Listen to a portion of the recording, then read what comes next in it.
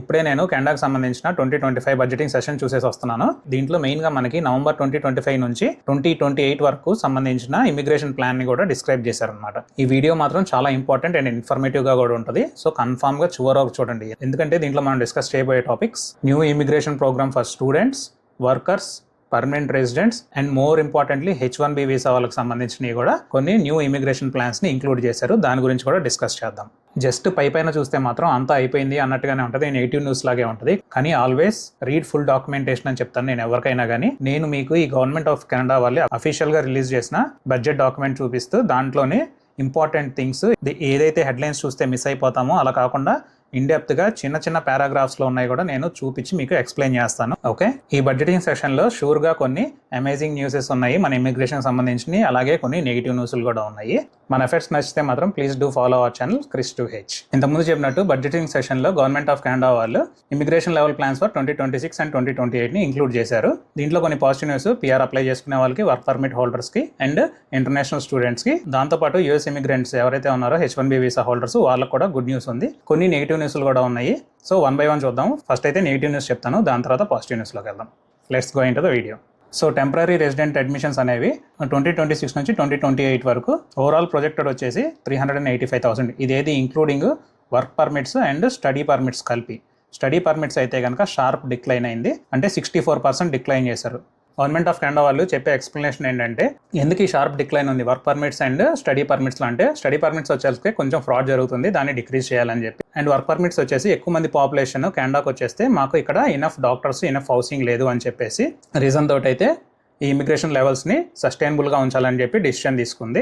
So ఇక్కడ నేను చెప్పేది ఏంటంటే ఎవరికైనా కానీ స్టడీ పర్మిట్స్ అప్లై చేసుకునే వాళ్ళు మీరు కెనడాలో వచ్చిన తర్వాత ఏ గ్యాప్స్ని ఫిల్ చేస్తారనేది కేర్ఫుల్గా చూస్ చేసుకొని కెనడాకి నీడీగా ఉన్న ప్రొఫెషన్స్ మాత్రమే ఆర్ స్టడీస్ మాత్రమే అప్లై చేయండి. లేదు అనుకుంటే అప్లికేషన్ చేస్తారు కానీ రిజెక్ట్ అయ్యే ఛాన్సులు చాలా హై ఉన్నాయి ప్రజెంట్ సిచ్యువేషన్లో అయితే కనుక. కమింగ్ ఇయర్స్లో అంటే నెక్స్ట్ 4-5 ఇయర్స్లో ఏమేమి కోర్సులకి అండ్ ఏమేమి ఆక్యుపేషన్స్కి డిమాండ్ ఉంటుందో కెనడాలో తెలుసుకోవడం ఎలా అంటే, నేను ఆల్రెడీ మన వీడియోలో 2 months బ్యాకే ఒక వీడియో చేశాను.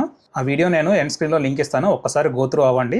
వెరీ ఇంపార్టెంట్ వీడియో ఈ ప్రజెంట్ సిచ్యువేషన్లో అయితే కనుక. అది ఇందులో ఒక పాజిటివ్ న్యూస్ ఏంటంటే పర్మనెంట్ రెసిడెన్సీ అప్లికేషన్స్ ఏవైతే ఉన్నాయో 26 నుంచి 28 వరకు అవి అయితే పెద్దగా తగ్గించలేదు, ఓన్లీ 30% మాత్రమే తగ్గించారు. సో ఓవరాల్ ప్రొజెక్టెడ్ వచ్చేసి every year 380,000 permanent residency applications ని అలౌ చేస్తున్నారు అనమాట 26, 27 and 28, which is a very good news. కానీ నేను ఎగ్జైట్ అవడానికి వన్ ఆఫ్ ద రీజన్ ఇక్కడ ఉన్న ఈ పాయింట్ ఒకసారి చూడండి. Budget 2025 also proposes to undertake one time measure to accelerate the transaction off to 33,000 work permits holder to permanent residency. So 2025 లో ఎవరైతే వర్క్ పర్మిట్ హోల్డర్స్ ఉంటారో పర్మనెంట్ రెసిడెన్సీకి అప్లై చేసుకుంటూ వాళ్ళలో 33,000 అప్లికెంట్స్కి పర్మనెంట్ రెసిడెన్సీ ఇవ్వాలని చెప్పి డెసిషన్ తీసుకుంటుంది. అది కూడా ఒక యాక్సిలరేటెడ్ ప్రోగ్రామ్ని ఇంట్రడ్యూస్ చేసి, దీంట్లో మనం గుర్తుపెట్టుకోవాల్సిన పాయింట్ ఏంటంటే కమింగ్ ఇయర్స్లో సిఆర్ఎస్ స్కోర్ ఖచ్చితంగా తగ్గే అవకాశాలు ఉన్నాయి.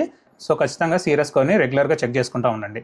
పాస్ట్లో ఒకసారి 80,000-90,000 ఇంటర్నేషనల్ స్టూడెంట్స్ని టెంపరీ రెసిడెంట్స్ని పర్మనెంట్ రెసిడెంట్స్కి మార్చడానికి డెసిషన్ తీసుకుంది.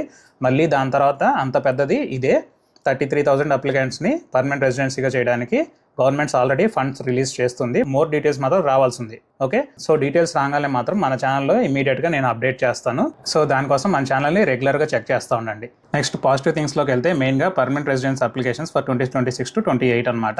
అండ్ నెంబర్ కూడా గుడ్ నెంబర్ అనమాట. దీంట్లో మనం ఇంకోటి చూసుకోవాల్సింది ఏంటంటే ఫ్యామిలీ రీయూనిఫికేషన్ నెంబర్స్ విచ్ ఈస్ 84,000 అనమాట. ఎవ్రీ ఇయర్ 84,000 అంటే ఎవరికైతే పిఆర్ ఉందో వాళ్ళ స్పౌజల్ పిఆర్స్ ఉంటాయి కదా, వాటికి సంబంధించిన పర్మనెంట్ రెసిడెన్సీ అప్లికేషన్స్ 84,000 దాకా అలౌ చేస్తున్నారు. ఎవ్రీ ఇయర్ వచ్చేసి అప్ టు హై 92,000 కూడా అనమాట. ఇది చూసారంటే ఫ్రెంచ్ అనేది ఎక్కడికి వెళ్ళట్లేదు. సో ఫ్రెంచ్ నేర్చుకునే వాళ్ళు ఎవరైతే ఉంటారో ప్లీజ్ ప్రయారిటైజ్ ఇట్. అండ్ మీకు ఫ్రెంచ్ నేర్చుకోవడానికి ఏదైనా రెఫరెన్స్ కావాలి అంటే కనుక డిస్క్రిప్షన్లో మన కాంటాక్ట్ ఇస్తాను, ఒకసారి నన్ను కాంటాక్ట్ అవ్వండి. ఫ్రెంచ్ లాంగ్వేజ్ ప్రొఫెషనల్స్ యొక్క కాంటాక్ట్స్ మీకు ఇస్తాను. ఓకే, నెక్స్ట్ పాజిటివ్ థింగ్ వచ్చేసి కొంచెం హైడ్ అయ్యి ఉంది, 1 paragraphలో లేపేశాడు కానీ చాలా బిగ్ న్యూస్ అనమాట. చూడండి ఒకసారి. H1B వీసా హోల్డర్స్ ఎవరైతే ఉన్నారో వాళ్ళకి ఒక యాక్సిలరేటర్ ప్రోగ్రామ్ అయితే ఇంట్రడ్యూస్ చేయబోతున్నారు కమింగ్ మంత్స్లో. ఏ ఫీల్డ్స్లో ఉన్నాయో చూడండి: health care, research, advance industries and other key sectors. ఈ ప్రోగ్రామ్ H1B వీసా హోల్డర్స్ ఎవరికైనా కానీ బెస్ట్ పాత్వే పిఆర్కి. లాస్ట్ 4 yearsలో ఇలాంటి ప్రోగ్రామ్ అనేది అసలు రాలేదన్నమాట. అగైన్ దీనికి సంబంధించిన మోర్ డీటెయిల్స్ అయితే రావాల్సింది. డీటెయిల్స్ రాగానే మన ఛానల్లో నేను పోస్ట్ చేస్తాను. సో కన్ఫామ్గా మన ఛానల్ని రెగ్యులర్గా చెక్ చేస్తూ ఉండండి. ఇంకో బెస్ట్ పాజిటివ్ న్యూస్ ఏంటంటే ఇదే రిక్రూటింగ్ ఇంటర్నేషనల్ టాలెంట్. అంటే చూడండి, వీళ్ళు ఒక ప్రోగ్రామ్ని ఇంట్రడ్యూస్ చేస్తున్నారు, international talent attraction strategy and action plan. So దీని మీనింగ్ ఏంటంటే కెనడా వాళ్ళకి we want researchers and scientist who can build Canada అని దే ఆర్ ఆస్కింగ్. ఈ ప్రోగ్రామ్ ఎవరికి బెస్ట్ అంటే పిహెచ్డి హోల్డర్స్కి అండ్ ఎవరైతే పిహెచ్డికి అప్లై చేస్తున్నారో వాళ్ళకి ఇది ది బెస్ట్ ప్రోగ్రామ్ అని చెప్పుకోవాలి. ఇంకొక సూపర్ న్యూస్ ఏంటో చెప్పమంటారా? ఒక్కసారి ఇది చూడండి.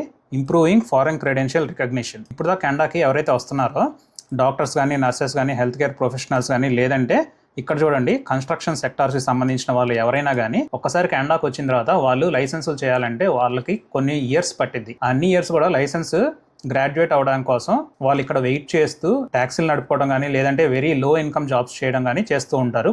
అలా ఒక 4-5 ఇయర్స్ అనేది వేస్ట్ అయిపోతుంది. సో అంత మంచి టాలెంట్ని ఇక్కడ పెట్టుకొని why to waste the talent అని చెప్పేసి గవర్నమెంట్ ఆఫ్ కెనడా వాళ్ళు ఈ ప్రోగ్రామ్ ఇంట్రడ్యూస్ చేస్తున్నారు. సో ఈ ప్రోగ్రాంలో ఏంటంటే ఫారెన్లో ఎవరైతే డాక్టర్స్ కానీ, నర్సెస్ కానీ కన్స్ట్రక్షన్ ఫీల్డ్లో చేస్తూ ఉంటారో వాళ్ళ క్రెడెన్షియల్స్ని ఇక్కడ రికగ్నైజ్ చేస్తూ మళ్ళీ మీరు ఇక్కడికి వచ్చిన తర్వాత సపరేట్ లైసెన్స్లు ఇయర్స్ తరబడి చేయకుండా దాని మీద డెసిషన్ తీసుకుంటున్నారు. దీని గురించి కూడా మోర్ డీటెయిల్స్ టు కమ్. ఈ డెసిషన్ వచ్చిందంటే కనుక ఈ ఫీల్డ్స్ లో ఉన్న ఎవరికైనా కానీ సూపర్ గుడ్ న్యూస్ అనమాట ఇది. సో గైస్ ఒకటి గుర్తుపెట్టుకోండి, ఎఫ్డిఐ ఫారెన్ డైరెక్ట్ ఇన్వెస్ట్మెంట్ లో కెనడా అనేది సెకండ్ ప్లేస్ లో ఉంది. అంటే కెనడాకి సో మెనీ కంపెనీస్ వస్తూ ఉంటాయి. మీరు కనుక ఏ ఇండస్ట్రీస్ అయితే డిమాండ్ లో ఉన్నాయో, గ్యాప్స్ ఉన్నాయో వాటిని చూస్ చేసుకొని కెనడాకి రావాలనుకుంటే కనుక మీకు ఇప్పుడు నేను ప్రొజెక్టెడ్ నెంబర్స్ చూపించాను కదా, దాంట్లో ఎప్పుడు ప్లేస్ ఉంటుంది.